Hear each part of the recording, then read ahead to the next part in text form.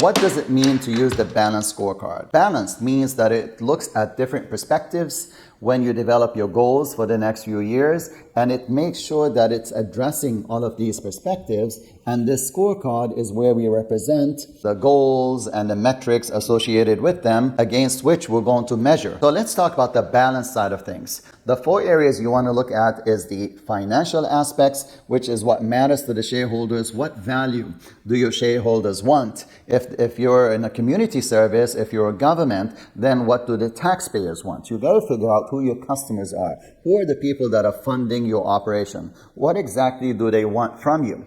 The other thing that you need to ask is, if we're going to bring this kind of value to our shareholders, then what is it that we need to provide as a service to customers that would help us generate this kind of revenue so that we can satisfy the needs of our shareholders? And so the customer side of things is going to require that you provide some value adds, right? These are things that customers want from you. Now, for you to be able to provide these customer service or value adds, there are internal processes that will need to be enhanced. So that's the third perspective that you need to look at. What is it that we need to do internally and change as far as processes and services so that we can provide the value adds for the customer, so that we can generate revenues that will please our shareholders, right?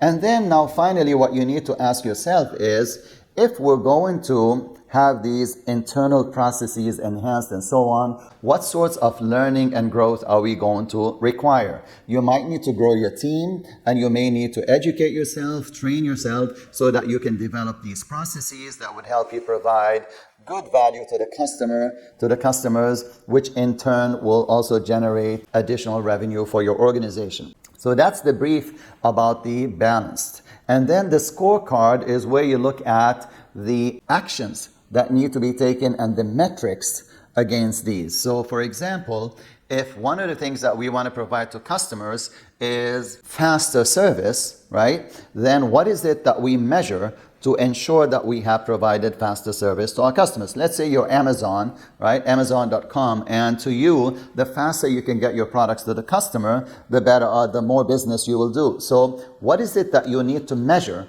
to assure that you have provided good, fast customer service or delivery? Well, the delivery time, from the time that they order to the time that the customer gets their order, that would be the cycle or the time that you need to measure. So we can say that the delivery cycle from order to product being delivered needs to be less than 2 days, for example, or less than 48 hours. So that is the metric that you want to measure. And the action would be to facilitate faster delivery, let's say via drones, okay, to your customers, or maybe through partner networks that would allow for faster delivery to our customers. And the metric or the measure there is less than 48 hours. So that's what you're going to score yourself against. And over time, once you've put this action into place, if your strategic plan is executed, you'll be looking for these results that you are able to deliver in less than 48 hours. So that's what it means to have a balanced scorecard. And that's how we develop the KPIs against the balanced scorecard. Most of the time, your strategic plan is developed in the form of what we call a strategy map. And that strategy map, as you see here, it's going to have at the highest level the financial expectations or objectives, and below that you're going to have the customer values that we're going to give out there so that we can achieve the financial goals for our shareholders.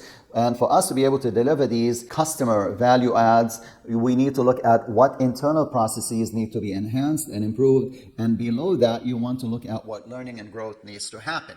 And you'll see that there are arrows that connect from the bottom all the way to the top. And so it's a cause and effect type relationship that if we do the following learning and growth, we should be able to improve our internal processes so that we can deliver the following values to the customer, which will help us deliver financial gains for our shareholders.